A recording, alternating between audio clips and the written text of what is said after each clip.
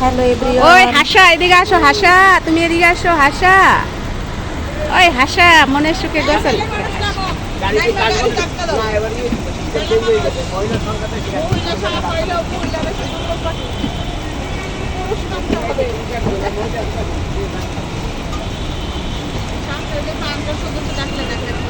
Hello everyone, আসসালামু আলাইকুম। দেখো আমি তোমাদের মাঝে চলে এসেছি চাল কুমার নিয়ে। চাল কুমার আর সাথে অল্প কিছু বাজার, যেখানে ছিল পেঁয়াজ, তেল, হলুদ গুঁড়া, জিরার গুঁড়া, মরিচের গুঁড়া আর ছিল জেট। এই জেটটা কিন্তু আমি ছোটোবেলা থেকেই ব্যবহার করি, যেটা এখনও ব্যবহার করি। আর তারপরে সানসিল্ক শ্যাম্পু আমি ছোটোবেলা থেকে ব্যবহার করি, সেটা আমি এখনও ব্যবহার করি। যাই হোক, আমি তোমাদের মাঝে আজকের ভিডিওটা দেখাইতেছি। আজকে কিন্তু বৃষ্টি ছিল, এই ভিডিওটা যখন করা তখন কিন্তু বৃষ্টি ছিল। বৃষ্টি ভেজা একটা দিনে আমি কিন্তু তোমাদের মাঝে চালকুমার রান্না করে শেয়ার করলাম। আমি আমার ফ্যামিলিরে চালকুমার রান্না করে খাওয়াইয়েছি অফ ক্যামেরায়। রান্নাটা করেছি অল্প অল্প কিছু কিছু টুকটুক করে তোমাদের মাঝে সেগুলো শেয়ার করব। দেখো আমার টুকটুক ভিডিও তোমাদের কেমন লাগে অবশ্যই কমেন্টে জানাবা। চালকুমারটা যখন কেটে কুটে অফ ক্যামেরায় রান্নাটা সেরে ফেলেছিলাম, চালকুমার রান্নাটা কিন্তু খুব মজা হয়েছিল। তোমাদেরকে আসলে আমি ভাষায় বুঝাইতে পারবো না।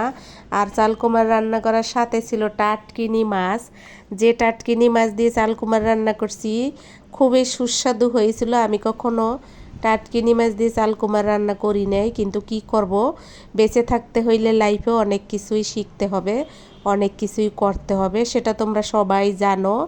আমরা যারা গৃহিণী এবং মধ্যবিত্ত ফ্যামিলি, তাদের কিন্তু মানিয়ে গুছিয়ে নিতে হয়। আর মানিয়ে গুছিয়ে নিতে না পারলে সবাইরই কিন্তু অশান্তির সৃষ্টি হয়। যাই হোক, দেখো আজকের ভিডিও তোমাদের কেমন লাগে অবশ্যই জানাবা। আর একে একে কিন্তু আমি চালকুমার রান্না করার জন্য যা যা দরকার সেগুলো কিন্তু করে ফেললাম। আমি কিন্তু অত বেশি মশলা দেই না, যতটুকু দেই সেটা হচ্ছে অল্প, যেমন কাঁচামরিচ, পেঁয়াজ, জিরার গুঁড়া, হলুদের গুঁড়া, মরিচের গুঁড়া, লবণ, আর তার সাথে থাকে একটু আদা রসুন পেস্ট।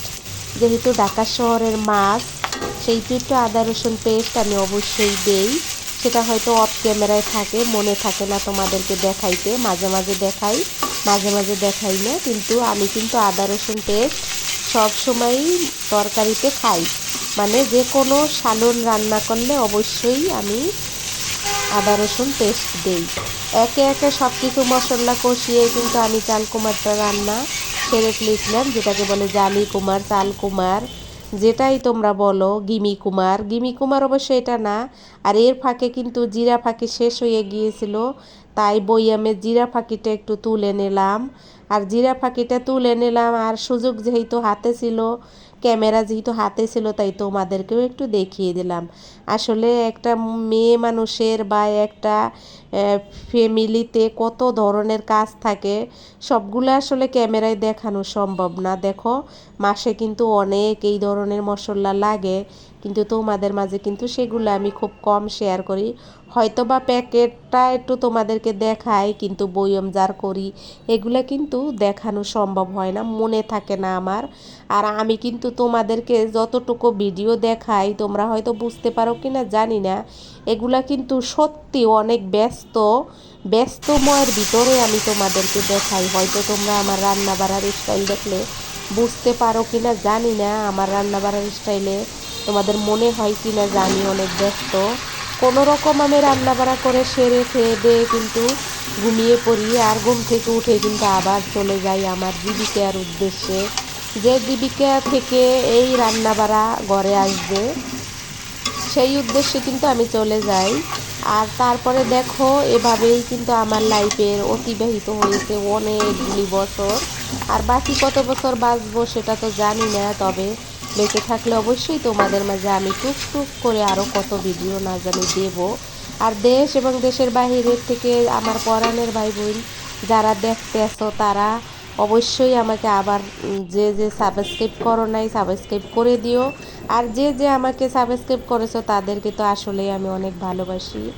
একটা গ্রামের মেয়ে শহরে এসে মানিয়ে গুছিয়ে নিতে পারে, কিন্তু একটা শহরের মেয়ে যখন দেশের বাইরে যায় তার না জানি কতটা কষ্ট হয়। যেমন আমার হয়েছিল প্রথম দিকে, এখনও হয়, এখনও আমি গ্রামকে মিস করি। তাহলে আমাদের দেশের অনেক পরাণের ভাই বোন কিন্তু বাইরের কান্ট্রিতে থাকে, তারা না জানি এই ঢাকা শহরকে কত মিস করে, নিজের দেশকে কত মিস করে। আমি যেমন আমার নিজের গ্রামকে খুব মিস করি, তাহলে তারা তো আরও বেশি মিস করে। আর যারা শহরে বড় হয়েছে, দেশের বাইরে গিয়ে নিজের কাজ নিজে করে খাচ্ছে, তাদের কত কষ্ট হয়। তোমরা সবাই ভালো থাকবা। এতক্ষণ ধরে আমার এই ভিডিও দেখছো যারা, তাদের সবাইকে অসংখ্য ধন্যবাদ আমার পাশে থাকার জন্য। আমার চ্যানেলটাকে অবশ্যই সাবস্ক্রাইব করে দেবা, অল অপশন অন করে রাখবা, তারপরে বেল আইকনটি বাজিয়ে রাখবা। তোমাদের মাঝ থেকে আমি এক্ষুনি হয়তো বিদায় নেব। তোমরা তত সময় ভালো থাকো, নতুন ভিডিওর জন্য অপেক্ষা করো। আসসালামু আলাইকুম, আল্লাহ হাফেজ।